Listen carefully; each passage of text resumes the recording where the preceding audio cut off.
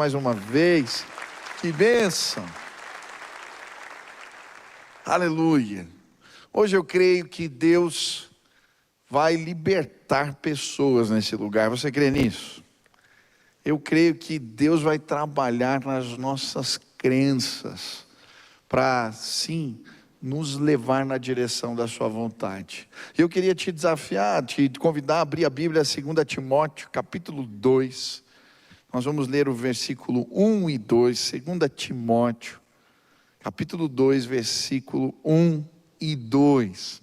Diz assim a palavra do Senhor: Tu, pois, filho meu, fortifica-te na graça que está em Cristo Jesus, e o que de mim ouviste, perante muitas testemunhas, confia-o a homens fiéis que sejam idôneos, para que também ensinem outros. Estende suas mãos assim, em sinal de rendição a Jesus. Repete comigo: Senhor Jesus, eu marquei um encontro contigo esta noite.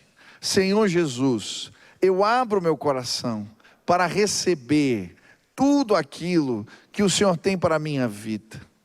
Eu te dou liberdade. Fala comigo agora, em nome de Jesus. Amém. A segunda carta a Timóteo, escrita a Timóteo, foi escrita numa ocasião especial. O apóstolo Paulo estava na cadeia, na prisão. Foi a segunda vez que ele estava preso em Roma. A primeira vez foi numa prisão domiciliar, e ele ficava guardado por guardas pretorianos que faziam turnos de 6 em 6 horas, ficavam algemados com ele, guardando. Mas a segunda vez que ele é preso, ele fica na chamada prisão Marmetina, que era um lugar destinado aos inimigos do Estado, que seriam executados. E é nesse lugar que ele escreve a carta a Timóteo. Eu tive o privilégio de conhecer a prisão Marmetina, e ela é um conjunto de células sobrepostas, e a célula inferior só existe acesso a ela por um buraco, onde as pessoas eram jogadas ali. E era um lugar mal cheiroso, uma verdadeira masmorra, e as pessoas ficavam ali presas por correntes naqueles muros de pedra. E o apóstolo sabia que ele seria decapitado. Esse era o destino de um cidadão romano naquele lugar. É por isso que ele escreve: olha, eu já estou derramando a minha vida como uma oferta de libação ao Senhor. E enquanto ele está ali, ele resolve escrever a carta ao seu discípulo amado Timóteo. E eu creio que ele escolhe bem as palavras. Ele escreve o que realmente valorizava. E por isso ele vai dizer: Timóteo, procura homens idôneos, homens capazes de transmitir a mensagem que eu confiei a você também a outros. De alguma maneira, aquele homem estava preocupado que a mensagem do Evangelho continuasse sendo anunciada. Timóteo, não deixa a chama morrer, que ela continue ardendo. Faça discípulos, prepare pessoas que vão continuar anunciando esta mensagem. Sabe, eu creio que uma ordem especial de Jesus para todos nós é que façamos discípulos. A essência dessa carta tem a ver com isso. Gente que entendeu o recado da fé e agora transmite a outros. Quantos foram alcançados por essa graça? Levante as mãos. Se você recebeu esta graça, ela não pode parar em você, amém? Você vai passar isso para outros. Quantos desejam fazer isso? Sabe, eu creio, graça represada é pecado.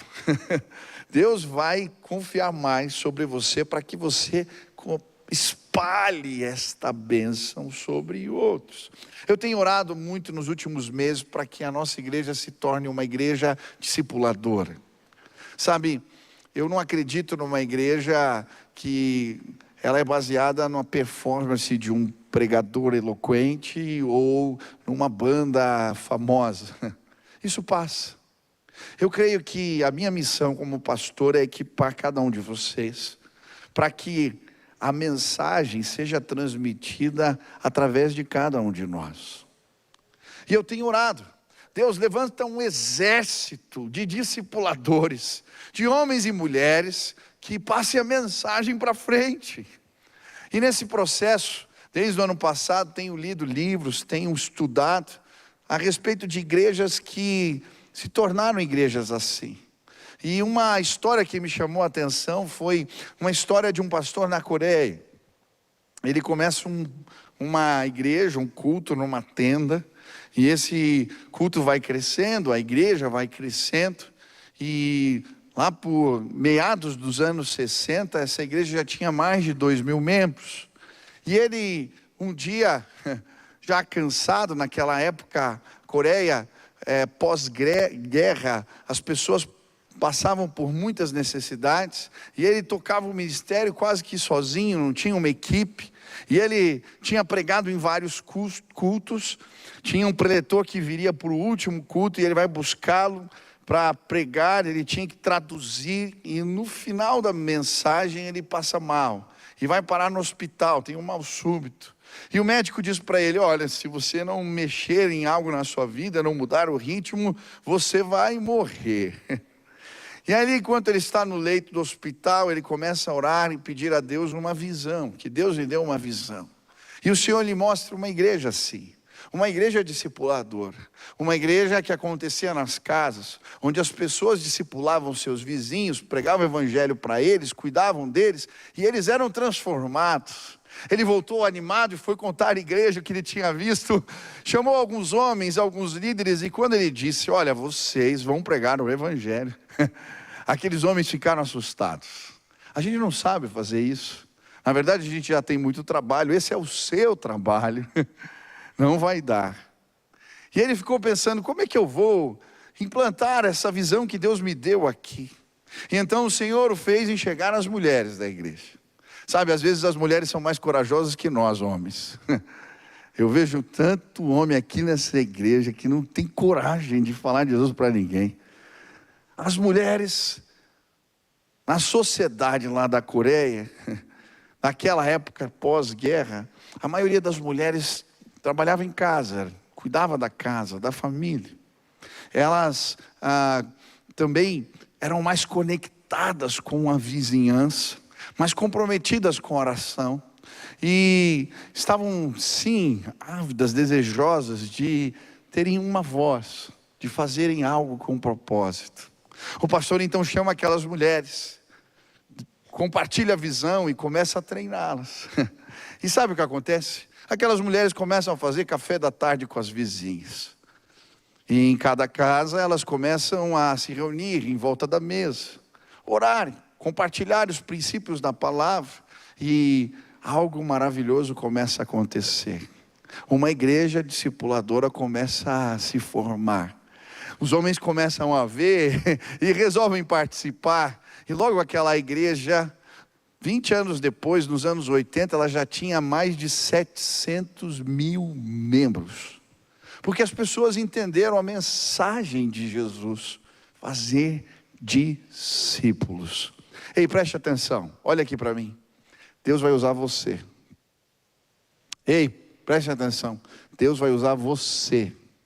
Ei, lá aí na galeria, isso, você, Deus vai usar a tua vida, irmão. Deus vai usar cada um de vocês. Ei, eu estou vendo Deus levantando homens e mulheres cheios de espírito nessa casa, que entendem que a mensagem do evangelho, fazer discípulos, a missão que Jesus confiou, é sua, é minha, é de cada um de nós. Quantos querem fazer discípulos em nome de Jesus? Mas sabe, eu creio que se queremos fazer isso, precisamos ser autorizados por Deus. E existem credenciais que nos autorizam a discipular os outros. Quando carregamos essas credenciais, as pessoas abrem o coração para ouvir o recado, a palavra de Deus através das nossas vidas. E hoje, eu queria te autorizar como discipulador. Eu queria que você saísse daqui com uma investidura de autoridade que vem da parte de Deus para fazer esse trabalho. você não apenas vai fazer isso, você vai fazer bem em nome de Jesus. Quantos querem isso? Amém? Hoje de manhã começamos a conversar a respeito dessas credenciais. Como Deus autoriza alguém a fazer discípulos. E a primeira lição que aprendemos é que a credencial do discipulador é que ele é um homem ou uma mulher da palavra. Repita comigo, palavra. Um discipulador não é um coach, um discipulador não é um terapeuta, um discipulador não é um consultor, um conselheiro. O discipulador é um homem ou uma mulher da palavra de Deus. Quantos creem nisso? Nós ministramos a palavra, e essa palavra que é poderosa transforma vidas. Quando identificamos alguém com um problema, alguém em uma situação difícil, simplesmente apresentamos a palavra. É isso que Paulo diz para Timóteo: ei, toda palavra de Deus é apta para ensinar, para corrigir, para treinar, para instruir na justiça. E quando aplicamos esta palavra na vida das pessoas, elas são transformadas. Ei, quantos creem no poder da palavra de Deus? Levante, você tem uma Bíblia, levante ela aí onde você está. Isso, levante a Bíblia. Existe. Se tiver o celular hoje está valendo também, vai, eu vou deixar passar. Tá bom, tem uma Bíblia no teu celular, então tá bom. Levanta aí e fala: eu sou um homem da palavra, uma mulher da palavra. Eu ministro o poder da palavra de Deus. Olha o que Deus confiou nas suas mãos. Nós vamos semear a palavra e as pessoas vão ver o poder desta palavra que liberta em nome de Jesus. Amém? Qual que é a tua autoridade? Da palavra, das suas ideias, os teus conselhos, da palavra, e funciona. Amém? Tem palavra para o teu casamento, tem palavra sim para a criação de filhos, tem palavra para todo tipo de problema. Quantos creem nisso? Segundo, um discipulador, aprendemos de manhã que ele é autorizado pelo seu testemunho, que é inspirador. O apóstolo Paulo vai dizer para Timóteo: ei, lembra quando você andou comigo, caminhou ao meu lado, e você foi, sim, testemunha de como eu lidei com as aflições, da minha doutrina, da benignidade, da bondade, dos frutos do Espírito na minha vida. O que autoriza um discipulador? O seu testemunho. Por isso guarda a tua vida, porque a maneira como você lida com a sua esposa, a maneira como você trata os seus filhos, a maneira como você procede diante das aflições, te autoriza diante dos outros e revela Cristo. Amém? Também aprendemos de manhã que o que nos autoriza, além da palavra e do nosso testemunho, é também a intercessão. O apóstolo Paulo, ele vai dizer no começo dessa carta ao seu discípulo amado, que ele ora por ele de dia e de noite. E sabe, um discipulador, antes de tudo, ele é um intercessor. Presta atenção que eu vou te explicar, você vai entender. Os nenéns na fé, as pessoas que ainda não conhecem a Deus da maneira que a gente conhece, elas não sabem lutar as batalhas espirituais. Elas não sabem orar e nem conhecem o poder da oração. É por isso que Deus colocou você do lado dessa pessoa, para interceder por ela. Lembra de Moisés em cima da montanha, quando ele estendia as mãos, o povo vencia a batalha. Nós podemos interceder por aqueles que não sabem fazê-lo. E quando fazemos isso, o poder de Deus se manifesta. Sabe o que te autoriza a ser um discipulador?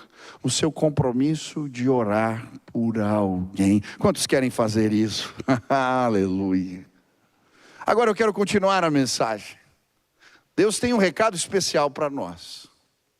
Eu creio que o que autoriza um discipulador também tem a ver com as suas heranças de fé. Como assim, pastor, heranças de fé? Olha só, o que o apóstolo Paulo vai dizer para Timóteo. 2 Timóteo 1, versículo 5.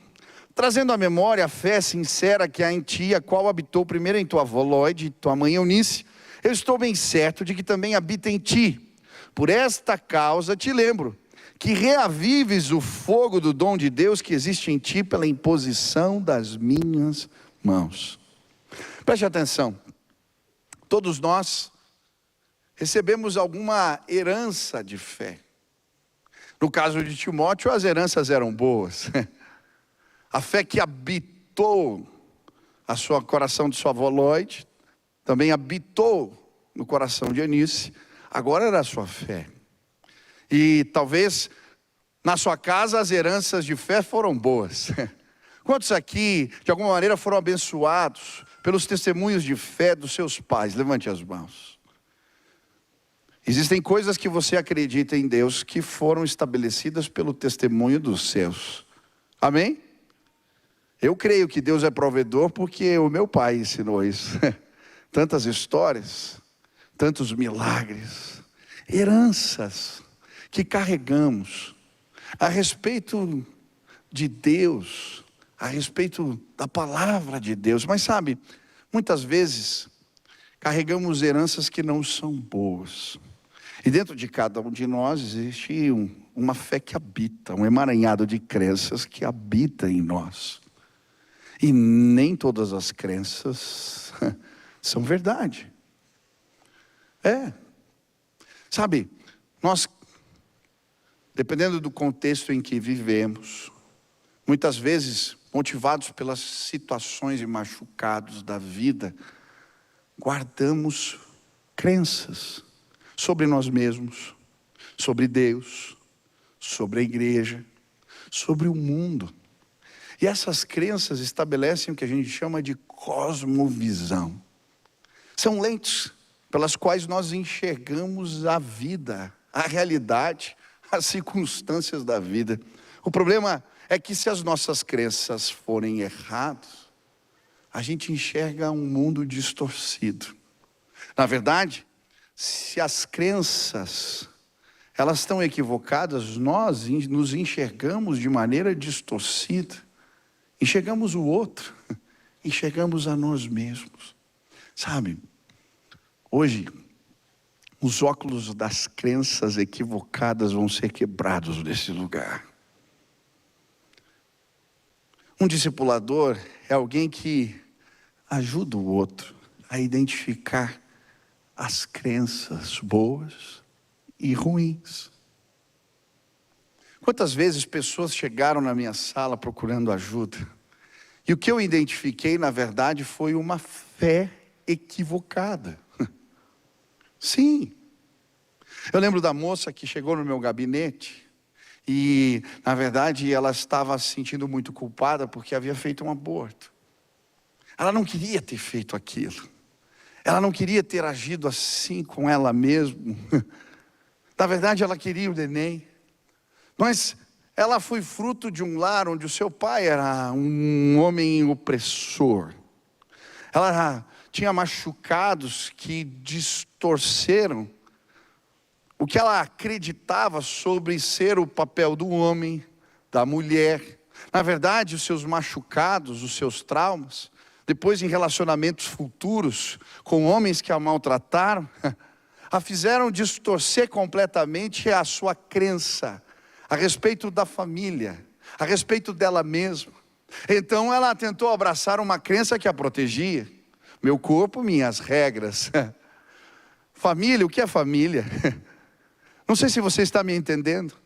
Só que o problema é que essas crenças agora a faziam sofrer ainda mais e a tornavam cativos. Sabe, na verdade, eu já discipulei muitas pessoas. As pessoas não sabem, mas a maioria das vezes o problema delas é um problema de fé. Eu lembro da jovem, ela tinha sido adotada. Depois sofreu bullying na escola. E ela começou a se sentir tremendamente rejeitada. Então ela começou a se relacionar com outras pessoas para curar esse sentimento de rejeição.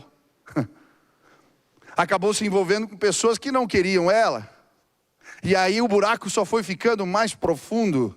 Agora, quando esses pensamentos intrusivos vinham, ela se cortava, ela se machucava. Ela começou a ouvir vozes.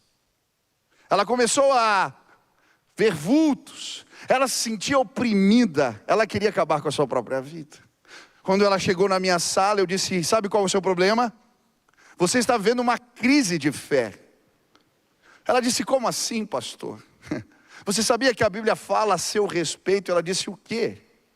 Deixa eu te dizer, o seu problema não tem a ver com espíritos malignos apenas, mas com crenças erradas. Na verdade, os demônios, eles são como moscas, ratos. Se a gente deixa acumular lixo dentro da gente, mosca, rato... Sabe quem já deixou o lixo muito tempo do lado de fora? Eu lembro uma vez nós deixamos e choveu. Quando eu tirei o lixo tinha larva para tudo que era lado. Foi horrível aquilo. E eu vejo pessoas sendo atormentadas. Por quê? Porque elas creem errado. Elas creem errado sobre si mesmas. E eu comecei a dizer para aquela jovem: você sabe o que a palavra de Deus diz a seu respeito? Ela disse: não. E eu comecei a ler textos da palavra. E enquanto eu lia os textos da palavra, a Bíblia diz: conhecereis a verdade e a verdade vos libertará. Enquanto eu li os textos, eu disse para ela: você pode acreditar no que fizeram com você, no que disseram para você, nas experiências que você teve, ou você pode acreditar na palavra de Deus. Aquela jovem acreditou na palavra. Antes do seu batismo, ela me mandou uma carta dizendo: pastor, hoje eu creio na palavra de Deus. As moscas e os ratos foram embora. Ei, preste atenção. Você é um ministro da liberdade em Cristo Jesus. Faça assim com as suas mãos. Existem pessoas cativas, e Deus colocou a chave que liberta elas nas suas mãos.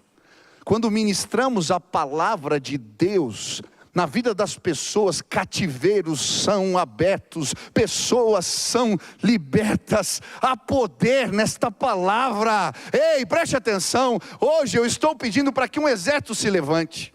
Nós vamos entrar nas casas, nós vamos pregar o evangelho, e nós vamos ver o semblante das pessoas sendo transformados.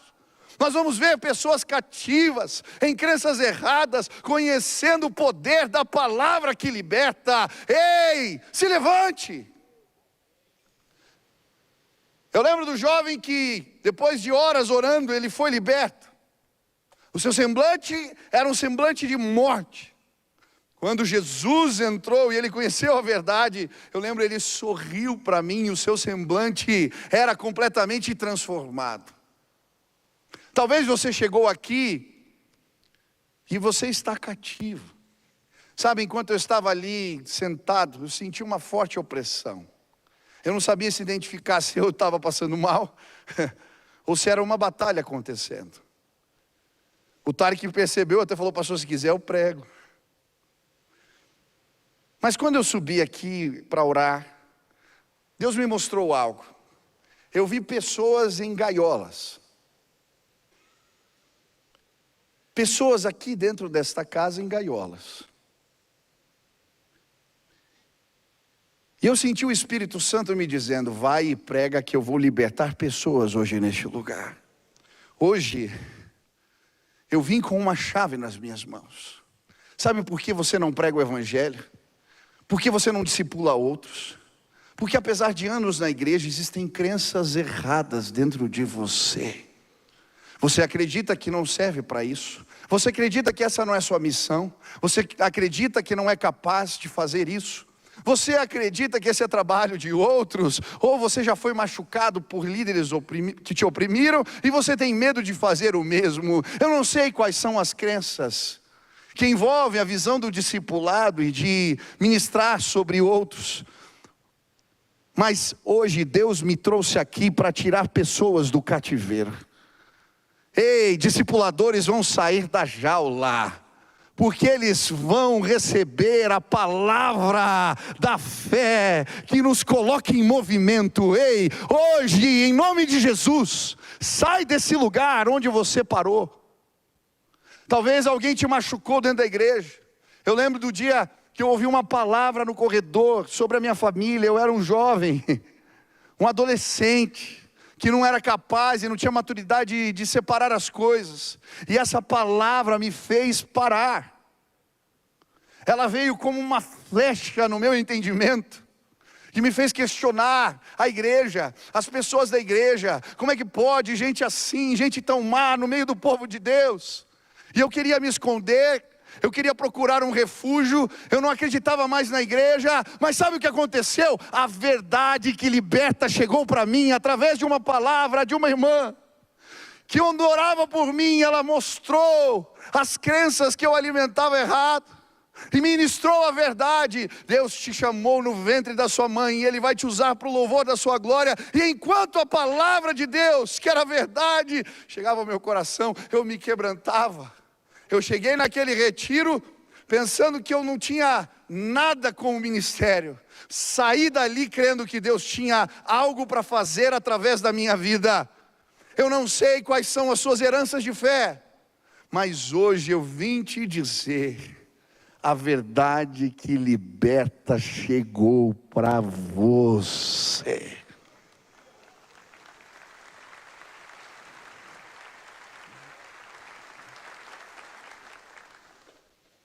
Um discipulador, alguém que cumpre a missão, ele não apenas identifica as heranças de fé no outro, mas ele é um companheiro no sofrimento. O que é cuidar de pessoas?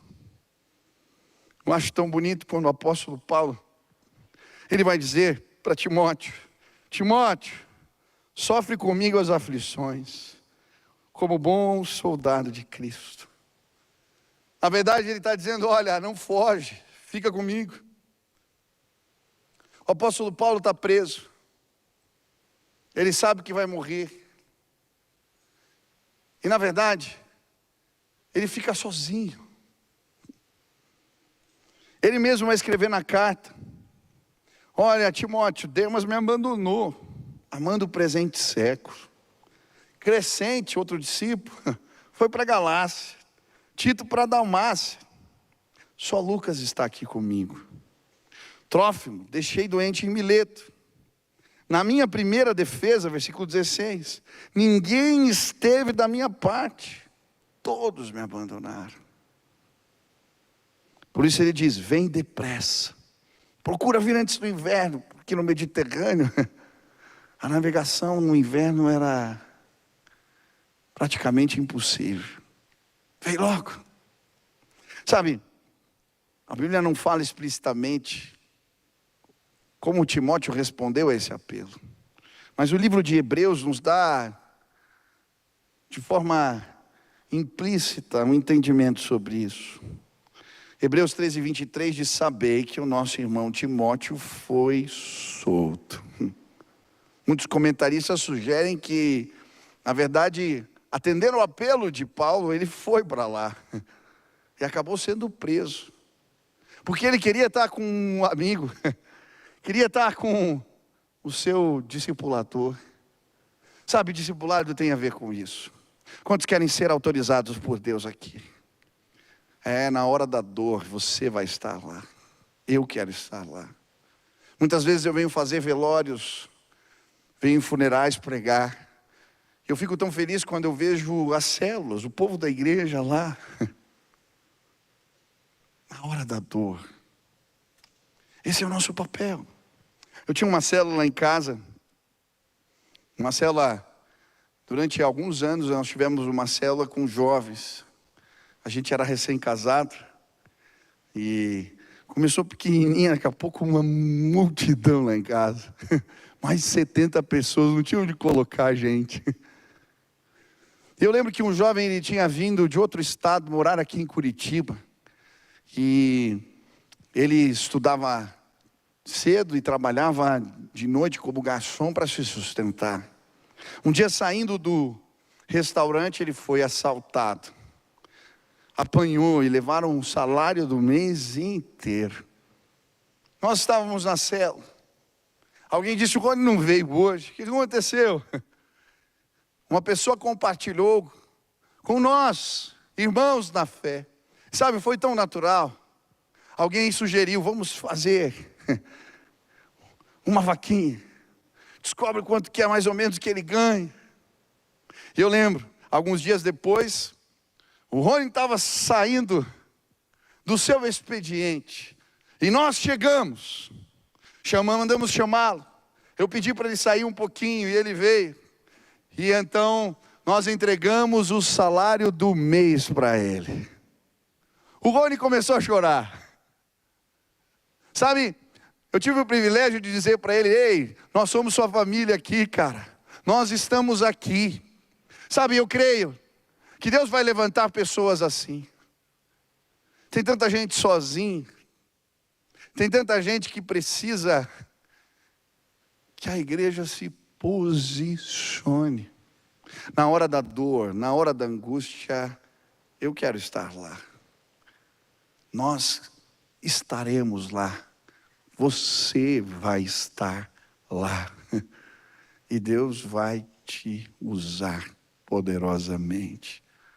Por fim, quero terminar falando o que Paulo disse a Timóteo: guarda o bom depósito que te foi confiado.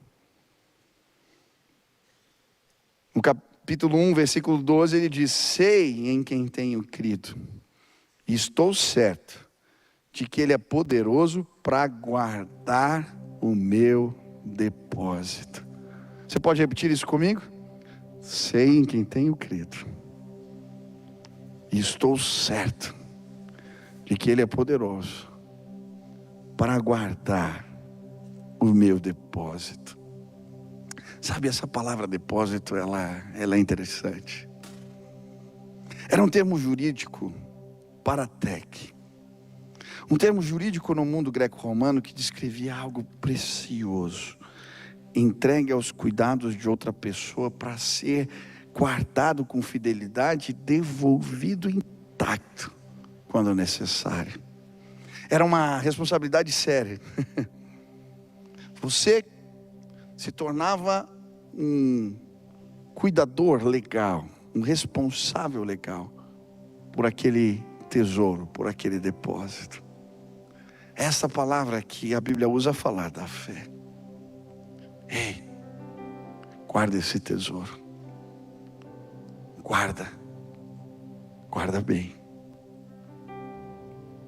O que o apóstolo Paulo está falando é: filho, ei, não adianta apenas guardar a doutrina ou o testemunho. Guarda a fé, a fidelidade no meio das aflições. Ele sabia que Timóteo seria perseguido, que na igreja onde ele pastoreava, líderes falsos iriam caluniar. Ele sabia que ele passaria por aflições, por lutas, temores, dores. Mas ele diz para ele: guarda o bom depósito. Guarda bem. Guarda bem. Sabe, eu dou graças a Deus porque lá em casa alguém guardou o bom depósito. Na verdade, o evangelho chegou na minha casa para a bisavó do meu pai. Foi a primeira a se converter. Naquela época o seu marido não entendia bem a sua crença, não deixava ela ir à igreja. Ela às vezes fugia de casa, escondida para ir na igreja. Quando ele descobria, ele era bravo, brigava com ela. Mas aquela mulher guardou bem o depósito que foi confiado em suas mãos. Esse depósito foi passando de geração em geração. Hoje na minha casa, meu pai é pastor, meus tios são pastores. Eu sirvo ao Senhor, a minha família serve ao Deus, porque alguém guardou bem esse bom depósito. Sabe o que autoriza alguém que prega o evangelho, que discipula outros? Fidelidade. Guarda bem. A Bíblia diz que vamos passar por aflições. Guarda o bom depósito. A Bíblia diz que nós passaríamos por lutas. A Bíblia diz que haveriam enfrentamentos. Guarda um bom depósito. Isso, a fidelidade autoriza como ninguém. Sabe, para mim, uma das provas cabais de que Jesus está vivo são os discípulos. Quem é que morre por uma mentira? Se Jesus não tivesse ressuscitado, por quê? Pedro ia morrer crucificado de cabeça para baixo, Paulo decapitado. Na verdade, cada um é uma história mais forte do que a outra. Eles guardaram a fé. Ei, preste atenção. Você vai guardar o bom depósito, sim. E os seus vão crer. De geração em geração eles vão saber que Deus vive por causa da sua fé. Ei, hoje eu vim orar por mim, orar por esta igreja. Eu quero fazer discípulos de Cristo, como eu quero. Mas eu não quero fazer na força do meu braço. Eu quero ser autorizado por Deus. Hoje a minha intenção é que o mesmo aconteça contigo. Você seja autorizado por Deus para fazer isso. Eu queria orar, porque eu creio, Deus vai usar a tua vida, Deus vai usar você. E eu queria que essas credenciais que o apóstolo apresentou aqui também fossem suas. Por isso, se hoje você está dizendo: Deus me autoriza para essa missão, Deus me usa para esse bom propósito, eu quero, Senhor, ser canal, instrumento do Senhor, para que outros creiam, para que outros enxerguem, para que outros vejam. Ah, Pai, eu quero. Onde você está, fica de pé no teu lugar. Eu quero orar por você agora, pedindo que Deus te use de maneira sobrenatural, que Deus opere aqui, que Deus trabalhe em você e através de você, em nome de Jesus. Levanta assim as mãos, faz assim, isso. Pai querido, eu quero pedir que os meus irmãos sejam autorizados pelo Senhor. Na verdade, eu quero clamar que uma santa inquietação tome conta de cada um aqui. Que o sentimento de fazer o que Jesus mandou seja real em cada um de nós. Mas eu quero pedir que os meus irmãos sejam autorizados, porque são ministros da tua palavra. Que eles sejam autorizados, porque eles, sim, estabelecem as crenças. Ah, Deus, confrontam a mentira com a palavra de Deus e libertam pessoas, Pai. Eu quero pedir que os meus irmãos sejam companheiros na dor, que eles sejam, sim, Deus, guardiões, ah, Senhor, guardiões do tesouro.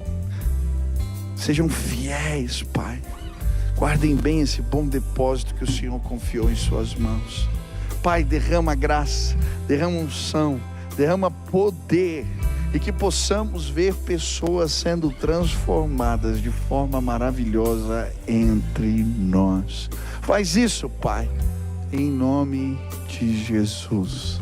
Deixa eu fazer uma pergunta para você. Quantos aqui estão discipulando alguém? Levante as mãos. Quem está discipulando alguém? Quem não está discipulando ninguém? Levanta a mão, pode levantar. Isso. Levanta as duas para eu ver melhor. Deixa eu te enxergar bem. Isso. Tá bom. Eu queria fazer um desafio para você. Nos próximos 10 dias nós vamos orar. Você vai orar. E Deus vai colocar alguém. Deus vai te mostrar uma pessoa para você discipular. Quem topa esse desafio de orar por isso? Deixa eu ver. Levanta as duas mãos para ver direitinho. Ah, gostei. Fica com a mão levantada agora. Pai, nos próximos 10 dias, abre os olhos dos meus irmãos, para que eles enxerguem pessoas que vão ser libertas pelo poder da tua palavra. Eu quero pedir, Deus, abre o entendimento dos meus irmãos. Agora começa a comunicar quem são aqueles que eles vão discipular. E que um movimento de graça, de fé, de poder de Deus possa ser derramado no meio desta igreja. Pai, levanta este exército em nome de Jesus. Amém, amém. Olha que exército lindo, uma salva de palmas para esse exército maravilhoso. Antes de eu terminar a mensagem, eu quero fazer mais uma oração. Enquanto eu estava pregando aqui, talvez algumas pessoas identificaram crenças. O Espírito tocou o teu coração e te incomodou a respeito de crenças que você tem carregado e elas têm feito mal para você. Elas não correspondem às verdades da palavra. Na verdade, ela tem gerado cativeiro, prisão na alma, no entendimento, no procedimento. E enquanto eu estava pregando, isso ficou claro para você. Isso aqui é pedir oração. Deus, eu quero me libertar destas crenças. Se tem alguém assim aqui, levanta a mão aí onde você está, deixa eu ver. Tem gente assim? Tem várias pessoas. Eu vou pedir aqui, a música vai estar tocando. Levanta o teu banco, você que levantou a mão, vem que eu só quero orar por você agora. E eu creio que a verdade da palavra, a Bíblia diz: conhecereis a verdade, ela vos libertará. Deus vai trazer libertação para você. Vem agora, vem em nome de Jesus. Pede licença e vem para cá. Tem muitas pessoas. Pode vir agora em nome de Jesus. Venha. Isso, pede licença. Levanta o banco para as pessoas passar lá da galeria. Pode descer aqui, eu quero orar por você agora. Vem agora em nome de Jesus. Venha. Tem mais gente aqui. Isso, venha. Hoje Deus vai trazer liberdade para você. Vem, tem mais gente. Venha agora. Desce, vem para cá. Isso. Pode vir com a esposa, com os filhos, com a família toda. Isso. Quero pedir, além dos pastores, os diáconos, os supervisores de célula, líderes de célula, venham para cá também nos ajudar nesse momento de oração. Tem muita gente aqui. Venha agora, em nome de Jesus. Isso, vem. Aleluia. Isso.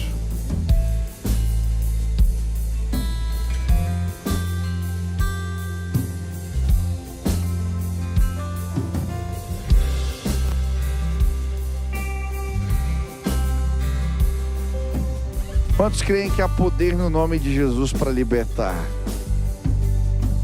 Quero que você estenda as mãos para cá e nós vamos orar. Existem prisões no entendimento. Hoje Deus vai dar a chave. Você vai sair desse lugar em nome de Jesus. Você vai sair desse lugar. Tem mais gente aqui. Venha agora. Pode vir. A gente espera. Vem. Tem mais gente. Não tenha vergonha. Venha. Hoje Jesus vai te libertar. Venha agora, em nome de Jesus. Isso. Feche seus olhos. Eu não sei o que o Espírito Santo te incomodou, mas talvez ele mostrou para você uma crença específica, um pensamento específico, uma ideia. Eu quero que você agora feche seus olhos e fale: Deus, eu quero colocar essa crença, essa ideia diante do Senhor. Fala agora para Deus.